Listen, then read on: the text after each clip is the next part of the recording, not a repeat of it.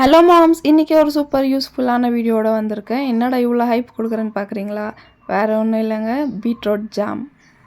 இப்போ இருக்கிற குட்டீஸ் எல்லாம் எதில் சப்பாத்தியில், ப்ரெட்டில், தோசையில் எது கொடுத்தாலும் ஜாம் தடவி கொடுத்தா டக்குன்னு சாப்பிட்றாங்க.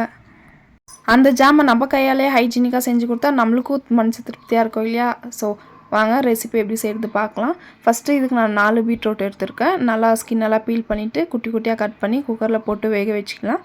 அதுக்கப்புறம் வெந்த பீட்ரூட்டை நல்லா மிக்சியில் போட்டு பிளெண்ட் பண்ணி எடுத்துக்கலாம். இப்போ ஒரு பேன் வச்சு அந்த பேனில் நம்ம அரைச்சி வச்ச பியூரியை போட்டு நல்லா மிக்ஸ் பண்ணி ஒரு 5 மினிட்ஸ் போல் மிக்ஸ் பண்ணிவிட்டு அதுக்கப்புறமா எவ்வளோ சுகர் வேணுமோ சுகருக்கு பதிலாக நம்ம நாட்டு சக்கரை கூட சேர்த்துக்கலாம்.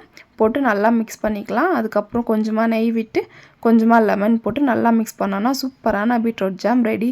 நம்ம பசங்களுக்கு நம்ம கையாலே செஞ்சு கொடுத்தா நம்மளுக்கு ரொம்ப ஹாப்பியாக இருக்கும். அதை விட வேறு என்ன வேணும்? கண்டிப்பாக ட்ரை பண்ணி பாருங்கள் இந்த ரெசிபியை. நெக்ஸ்ட்டு ஒரு இன்ட்ரெஸ்டிங்கான ப்ளாகில் பார்க்குறேன். அதுக்கு பாய்.